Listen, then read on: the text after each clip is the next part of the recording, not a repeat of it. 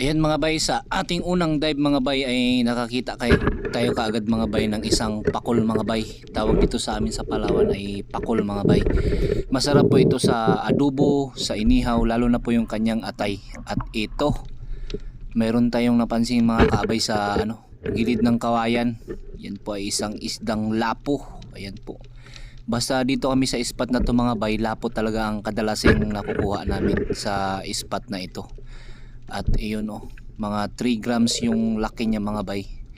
At ito mga bay, ang tawag nito sa amin ay isdang kikiro. Masarap po ang isda na ito mga bay sa sinigang.